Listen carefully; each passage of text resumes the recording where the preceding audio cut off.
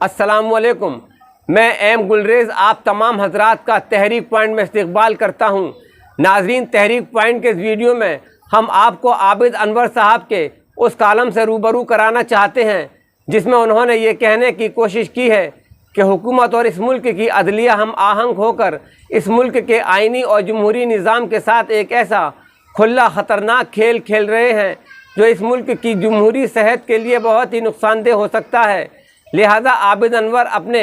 कीमती ख्यालात का इजहार कुछ यूँ करते हैं कि नाज़रीन, अंधेर नगरी चौपड़ राजा की कहानी तो आपने ज़रूर सुनी होगी, लेकिन अगर इस कहानी की ताबीर को देखना हो या इसे समझना हो तो हिंदुस्तान के मौजूदा हालात को देख कर आप अच्छी तरह से समझ सकते हैं, क्योंकि वो मुल्क जिसकी बहारें देख कर अल्लामा इकबाल ये कह बैठे थे कि सारे जहाँ से अच्छा हिंदुस्तान हमारा, आज उसी हिंदुस्तान का अमन व अमान गूलर के फूल की मानंद होकर रह गया है। नाज़रीन, हमें इंतहाई अफसोस के साथ कहना पड़ रहा है कि इस मुल्क के अजीज़ में अदालत भी है, पुलिस भी है, इंतज़ामिया भी है और हुकूमत भी है, लेकिन सब का रुख सिर्फ एक ही तरफ है कि वो इंतहा पसंद हिंदुओं के एजेंडे को कैसे परवान चढ़ाएं। इस सिलसिले में मीडिया का क्या कहना, वो तो जमहूरियत के जनाजे पर फाश रक्स करते हुए आइन सोज और ओबाश किस्म के हुक्काम के सामने अपना सब कुछ निछावर कर रही है। नाज़रीन, गौरतलब नुक्ता यह है कि जो मुसलमान ये कहते हैं कि उन्हें अदलिया पर मुकम्मल एतमाद है, वो ख़ुद भी धोखे में हैं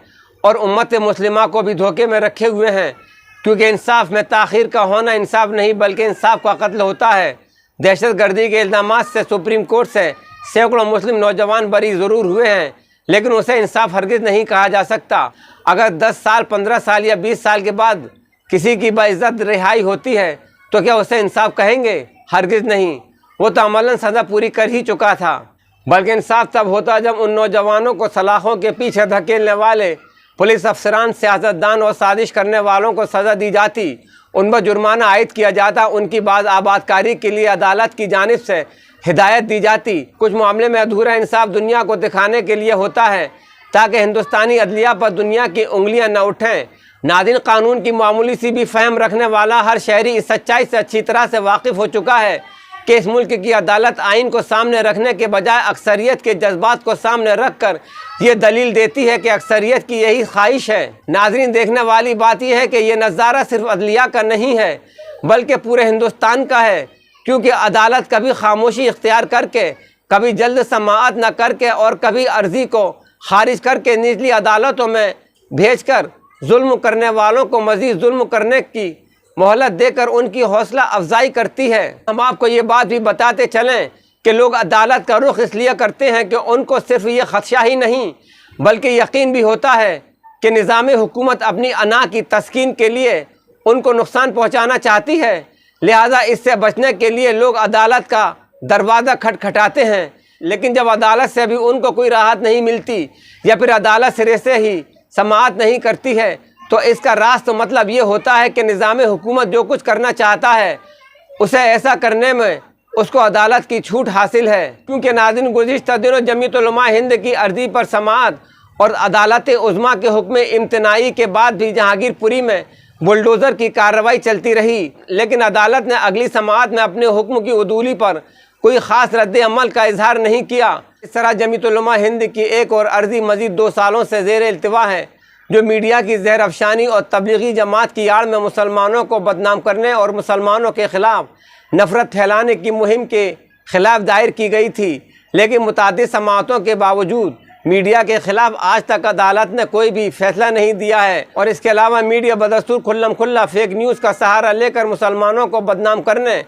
बिलवास्ता तौर पर इंतहा पसंद तंजीमों को मुसलमानों के कत्ले आम पर उकसाने, मुस्लिम लड़कियों को बदनाम करने, हिजाब की आड़ में मुस्लिम लड़कियों के ख़िलाफ़ माहौल बनाने के साथ साथ मथुरा, ज्ञानवापी मस्जिद और कुतुब मीनार की आड़ में मुसलमानों के ख़िलाफ़ माहौल बनाने के लिए रात दिन काम कर रहा है। नाज़रीन, ये बात काबिल ज़िक्र है कि अगर अदालत ने पहले से ही सख्त हुक्म दे दिया होता तो आज इस मुल्क में नफ़रत का बाज़ार इस तरह गर्म नहीं होता। नाज़रीन, अगर ज्ञानवापी मस्जिद के मामले में कोई अदालत से रत्ती बराबर भी इंसाफ की उम्मीद रखता है तो ये उसकी सबसे बड़ी अहमकाना सोच होगी, क्योंकि अव्वलन तो निचली अदालतों को हक़ ही नहीं है कि पार्लियामेंट के ज़रिए पास करदा प्लेस ऑफ वर्शिप एक्ट 1991 यानी इबादतगाह कानून के ख़िलाफ़ किसी अर्ज़ी की समाअत करे। और नाज़रीन, सबसे ज़्यादा तकलीफ दे बात यह है कि अदालत ने खिलाफ कानून बात कहकर उस ज्ञानवापी मस्जिद को मुतनाज़ा करार दे दिया है और सर्वे में रुकावट डालने वालों के ख़िलाफ़ FIR दर्ज करने का हुक्म दिया है।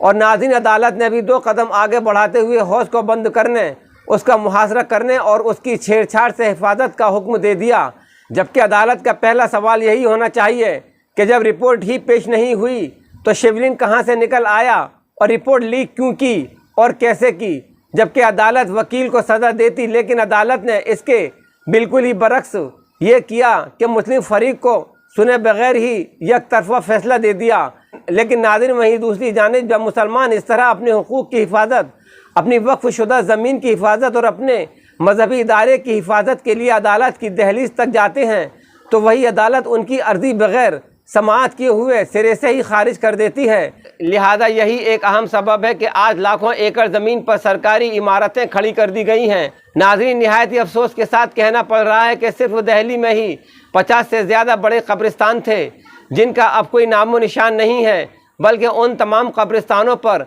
अब फलकबोस इमारतें तामीर की जा चुकी हैं। अभी हाल ही में लाल मस्जिद का वाक़या आपके सामने है, जिसकी वक्फ शुदा ज़मीन को हुकूमत ने नहायत ही दीदा दिलेरी के साथ CRPF को अलॉट कर दिया है, जबकि वो ज़मीन गज़ट में भी शामिल है। और इसके अलावा 1857 के उन मुजाहिदीन आज़ादी जिनके लहू से शम्मे आज़ादी रोशन हुई थी, उनकी कब्रों को मिस्मार करके CRPF के लिए इमारतें बनाई जा रही हैं,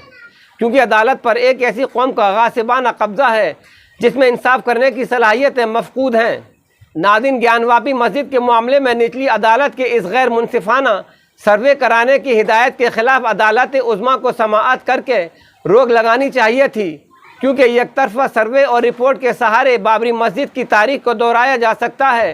क्योंकि एक दिन पूरी दुनिया ने बचश्मे खुद देखा कि किस तरह हिंदुस्तान की अदालत उज़्मा ने अक्सरियत के जज्बात का एहतराम करते हुए इंसाफ का मजाक उड़ाते हुए बाबरी मस्जिद को हिंदुओं के सुपुर्द कर दिया था। नाज़रीन, काबिल ज़िक्र नुक्ता यह है कि अगर मुसलमानों ने हिंदू मजहबी इबादत गाहों के ख़िलाफ़ मुकदमा दायर किया होता तो निचली अदालत या अदालत आलिया या फिर अदालत उज़्मा foreign place of worship act 1991 के तहत मुकदमात खारिज करके अर्जी गुजार पर जुर्माना ठोक चुकी होती। लिहाजा नाज़रीन, अब इस सच्चाई का नहायत ही शिद्दत के साथ एहसास होने लगा है कि मुसलमानों को हैरान व परेशान करने और उनके ख़िलाफ़ मुख्तलिफ़ किस्म के मसाइल पैदा करने में इस मुल्क की अदालत भी पीछे नहीं है,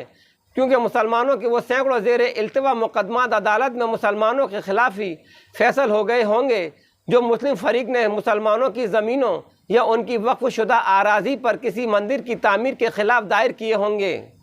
और नाज़रीन, हैरत अंगेज़ तौर पर हिंदुस्तान के अदालती निज़ाम के चेहरे पर तमाचा जड़ता उस वक्त साफ नज़र आता है जब आसार कदीमा की बेशतर मस्जिदों के सामने मंदिर बना दिए गए, लेकिन महकमा आसार कदीमा ने कभी उन्हें हटाने के लिए ना ही तो कोई कदम उठाया और ना ही अदालत ने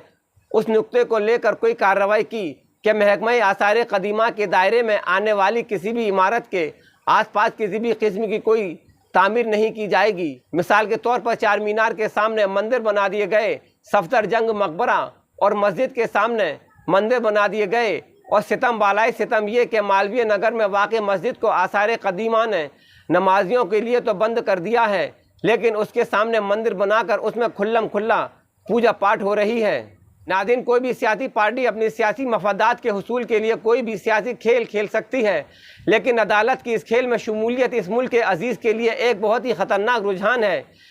लिहाजा अब पूरी दुनिया में ये पैगाम जा रहा है कि हिंदुस्तान की अदालत हिंदू कौम परस्त हुक्मरानों के हाथों का खिलौना बन चुकी है, क्योंकि अदालत के सामने मुसलमानों के जज्बात से वाबस्ता कोई भी अहम मौजू फौरी तौर पर समाअत के लायक नहीं होते। इधर नाज़रीन, जहांगीरपुरी, खरगोन और मुल्क की मुतादिर रियासतों में बग़ैर किसी अदालती हकाम के मुसलमानों के घरों को बुलडोज़रों से ज़मीन बोझ करने के ख़िलाफ़ फौरी तौर पर अदालत उज़्मा का किसी भी हुक्म का जारी न करना हुकूमत के गैर कानूनी काम में शामिल होना ही नज़र आता है। लिहाजा अदालत ने ही इंसाफ के तकाज़े पूरे न करके हिंदुस्तान को मुसलमानों के लिए एक बंद गली बना कर रख दिया है।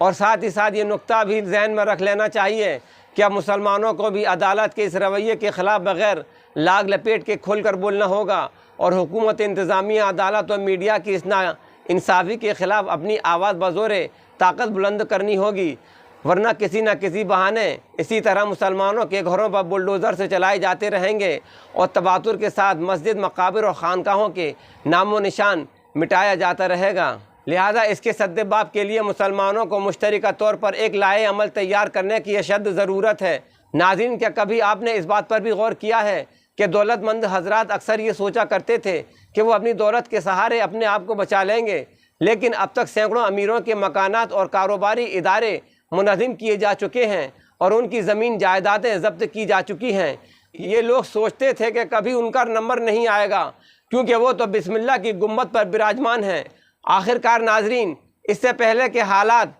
मौत और मुकम्मल तबाही और बर्बादी के दहाने तक ले जाएं, बहुत जल्द कोई क़ामत अमली तैयार करके उस पर फ़आलियत के साथ अमल पैरा हो जाना चाहिए, क्योंकि मैं आज इज़्ज़त पे अगर हूँ तो खुशगुमा न हो, चिराग सभी के बुझाएंगे, हवा किसी की नहीं।